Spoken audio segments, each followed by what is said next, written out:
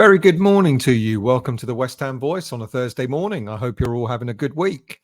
If you're new to the channel, please do hit that subscribe button and the like button if you like what you see and what you hear.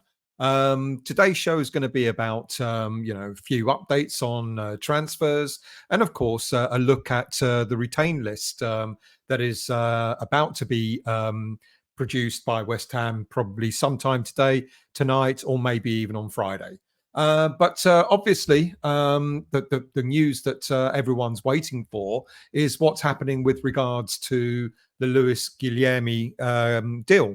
Now, from what we understand, Palmeiras on Wednesday finally gave the go-ahead for the young player to come to London with Steiden to have his medical. So that's what we're expecting. We're expecting to hear that sometime on Thursday, sometime today, that he would have flown in to have the medical done.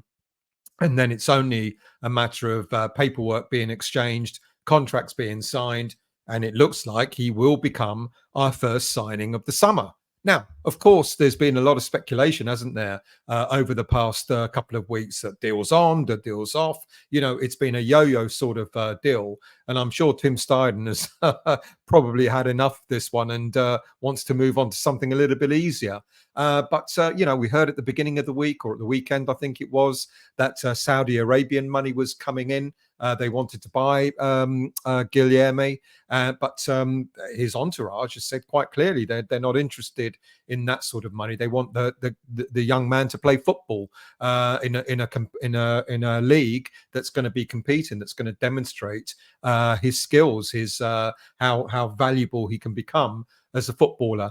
They don't believe that the Saudi Arabian League will offer him that. And then, of course, we heard on Wednesday that there's a last-ditched attempt to sign him from another Premier League club. Now, when I was looking at the details about Guilherme, one of the teams that kept coming up quite prominently, Premier League team, was Liverpool. Apparently, they produced a massive dossier on the young player last year. They've been keeping an eye on him, so it wouldn't surprise me if we get to hear that quite possibly it was Liverpool that tried to steal a march on us with regards to the signing of this player. But as I said, Palmeiras have given the player permission to travel to London so that the medical can be done. And no doubt we'll be seeing the fruition of Tim Steiden's labour over the deal in the coming days. But I guess what many fans will be asking is for around a fee of around 23 million, 25 to 23 million plus add-ons. I believe it's now 23 plus £7 million add-ons plus a 20% sell-on fee, etc. Some fans are probably going to be asking, is this deal worth it?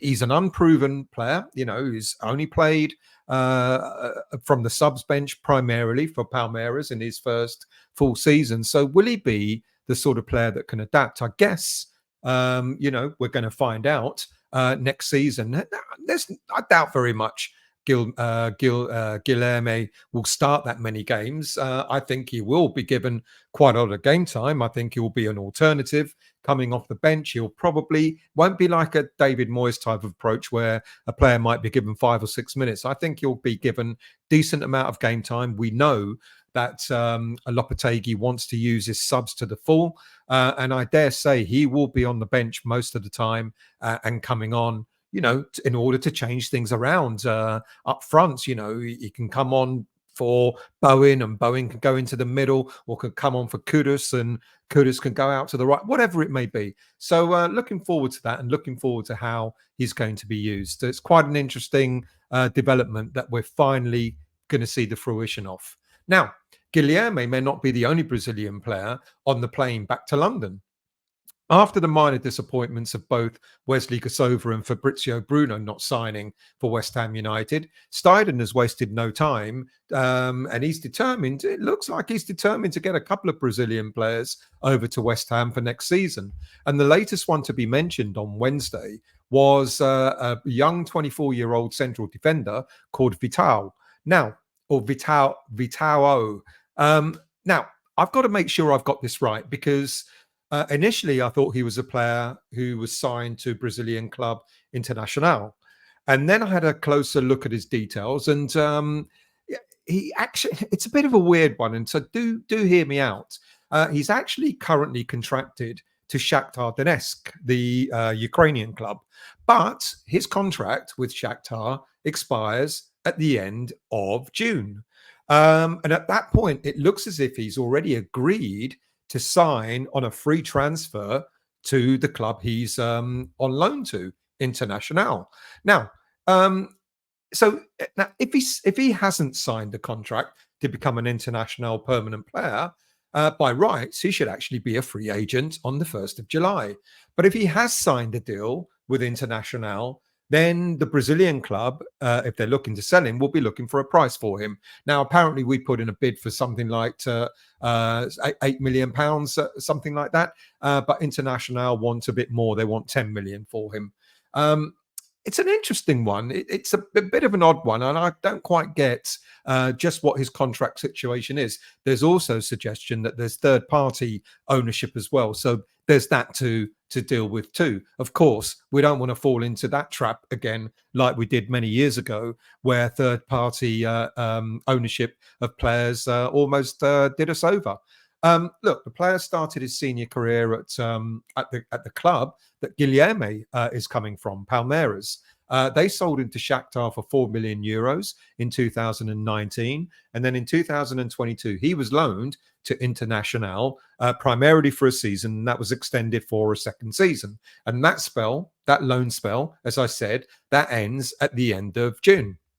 Now, as mentioned, at this moment in time, it looks as if he will stay with International on a free transfer. Now, when at Shakhtar, he really came to prominence in the Champions League, for example, when he played a game against Real Madrid in 2020. The Ukrainian club won that game 2-0, and Vitao's performance received high praise during that game.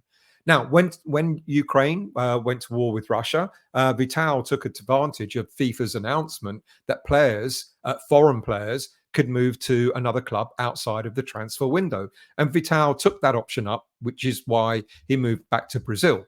He's been an ever-present at the Brazilian club. He's now made 111 appearances at 24 years of age. He's had experience of European football. He's had experience of playing in the Champions League and Europa League as well. Vitao could be an astute signing, and one that will come at quite a reasonable price. Even if we do have to pay, anything up to 10 million for him, that could be a gamble well worth doing. Now, I guess we'll find out soon if there's any mileage in this. He's the fourth Brazilian that we've been linked to, whilst Steiden has been sunning himself over in Brazil. And there's apparent interest in from Spanish clubs as well, like Real Betis and Villarreal. So we'll see what happens there. Keep a close eye out on that one.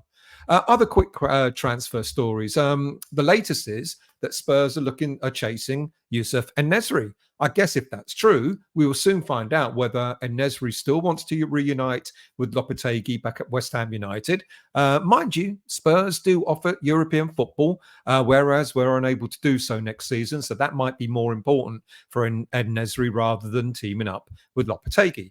Of course, when more teams start chasing, then of course the price goes up, because it was only the other day that we were told that Seville were looking for around about £20 million for the player, as opposed to 25 million that's now being bandied around. So let's see what happens with that one.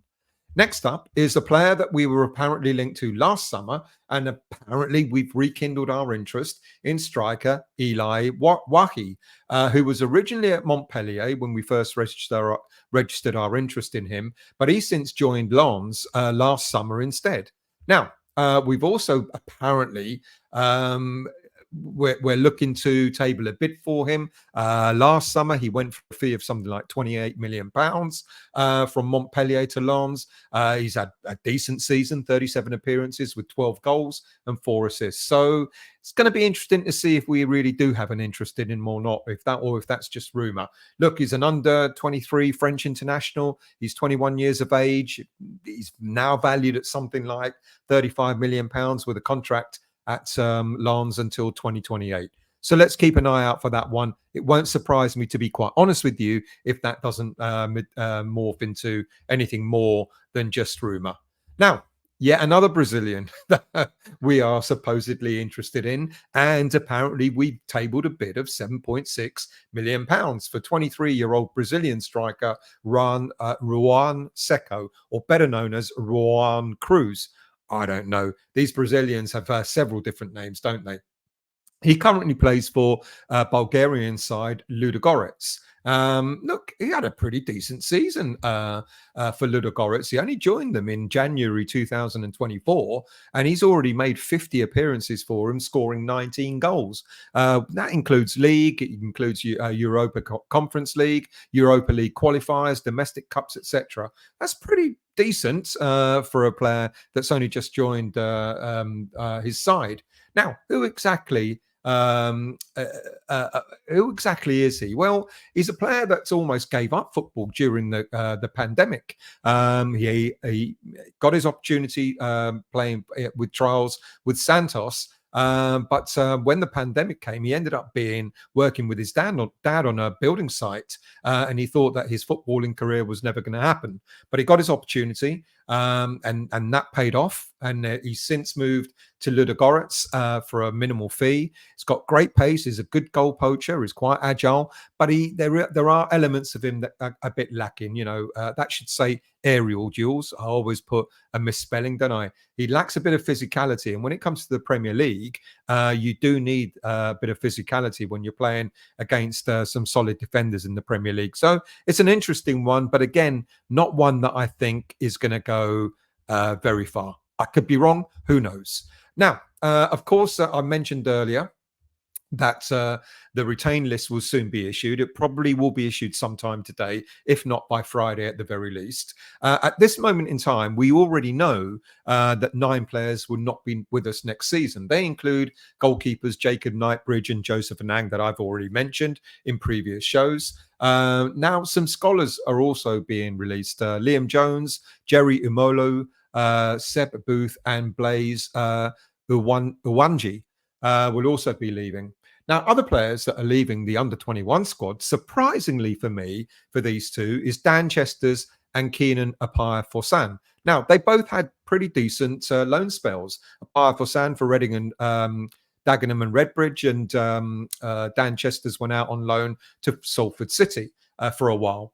I kind of thought, I waxed lyrical, certainly about Keenan Forsan. I really did think that he was a young player that was going to go places. And he, I think he got runner-up or something like that, player of the season for during his loan spell at Dagenham. So it's a shame, Of course, we all think we're the experts, and when we keep saying that young players from the under-21 should be given a chance in the senior team, and then when they're released, and I mean, look, I do wish them both well, but it kind of demonstrates that we don't know enough, from the sidelines to be able to really judge whether a young player is capable of breaking into the senior team or not. Now, for Chesters, he's already managed to get himself a new deal. He actually has re-signed for the club he was on loan with, Salford City. He signed a 2-year deal with them. You already know what he does. He's a right-sided player who can play as a defender, as a winger, as a wing back, etc. He's got a contract with them till 2026, and we really do wish him well. Hopefully he will forge a career. Not every academy player can forge a career in the Premier League, but if they can make a living out of playing for lower league teams, then I think that's still successful, to be quite honest with you, and I'm wishing him all the very best. There's no news about whether Keenan Appiah-Forsan has signed for anybody yet, but I'm sure that will come out in due course. Now, who else? Well, of course, the retain list, the players that we've been told that aren't going to be kept have included dear Mr. Smiley himself, Angelo Ogbonna, who will be leaving. I'm going to talk about him in a moment. But there are 2 players whose futures are a bit up in the air, and they haven't been named as being released. And they, of course, are Ben Johnson and Divin Mbama. Now, we were led to believe that both players were going to definitely leave West Ham United. Neither player has managed to agree a new deal with West Ham, and the rumor was that they will both be on their way. But they at this moment in time, I'm just wondering whether the retain list is going to be announced before an agreement is made with these two players, or whether an agreement can't be made. Yeah, because it feels to me that if Lopetegui must be kind of a little bit interested in keeping both of them. Otherwise, West Ham United wouldn't keep, even at this moment in time, wouldn't still try to be negotiating new deals for both players. Now, look, as far as Johnson's concerned, I know the jury's out on him amongst the fans. Some fans like him, some fans don't. I think he's a good versatile player. He's a good player that we can have in the squad who can fill several roles. Personally, I think he should be given a good crack at the whip of being a right back rather than being used all over the pitch. And hopefully, when we get enough players in, when we start to fill the squad up, he maybe is a right back who's going to be competing with Vladimir Sufal. Sufal needs proper competition on the right, and if Johnson has a proper run as a right back, who knows? Maybe I know a lot of fans don't think he's a bit lightweight, etc. But let's see. Clearly, Lopetegui must be seeing something in him in order to want to have West Ham United continue negotiating a new deal with him. Now, as far as Mbama's concerned, if you go back this time last year, I was waxing lyrical about the young lad, and I was so chuffed for him that he was going to break into the senior squad on a regular basis. And I really did think that he was going to make a big wave of it, but it hasn't happened for him. You can blame David Moyes for misusing him, or you can blame Mbama himself for perhaps not being forceful enough in order to get into this team. I don't know. Clearly, Lopetegui wants to give it a try. But maybe Lopetegui might decide that he gets a new deal, get him to sign a new deal, and then sends him out on loan, which he should have done last season in order for him to grow as a player. Now, the story is that the reason why Mbama didn't go out on loan is because of his refusal to sign a new deal. And because of that, West Ham thought, well, why should we enhance your career by sending you out on loan, improving you as a player, if you're not going to commit to West Ham? Maybe Lopetegui can get him to stay, maybe send him out on loan, see how he fares, and then take it from there. Look, if they both stay, they add to the homegrown tally. If they both stay and if they both get selected for the squad, my gut tells me I think of the two, I think possibly Johnson will sign. I don't know about Mbama. You keep hearing about agents behind the scenes, who are demanding a lot more money than the West Ham United feel they're worth. Apparently, Johnson wants something like 60 grand a week plus bonuses, and Mbama also wants wages of something like 40 odd grand a week. I don't know how true that is, but these are the rumours that are being not bandied around. Apparently, I don't know what West Ham are offering Johnson. Clearly, it's lower than 60 grand a week, but hopefully with bonuses, etc., it might be enough for him to decide to stay at the club. With Mbama, West Ham want to continue with the structure that they've always had for young players breaking through from the academy into the senior squad, where the wages are quite low, but you get bonuses for being named in the first 11, bonuses for being on the subs bench, bonuses for coming on, being used as a sub, and so on and so forth. So let's see what happens with these two, because if they do stay, my gut tells me if they do sign new deals, Johnson will be part of the senior team. I think Mbama will then be sent out on loan in order to get that experience that I think he crucially needs. Now, we've also heard on Wednesday, the badly kept secret, that Aaron Cresswell has indeed signed an extended deal, a one-year deal to stay with West Ham United. I talked about this quite some time ago, and I'm surprised that the club have only finally announced it. But look, again, fans are going to be torn over this, whether they believe that he should.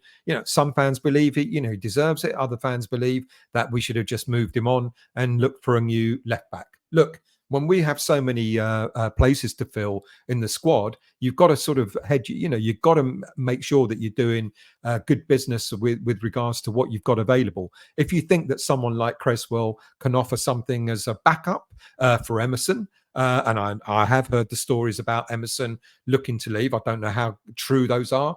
I think, Cresswell would be a decent back. He will continue to be a decent backup. Any ads, another misspelling, and he adds to the homegrown player tally as well. So I think it's okay. I think one more season out of Cresswell isn't so bad.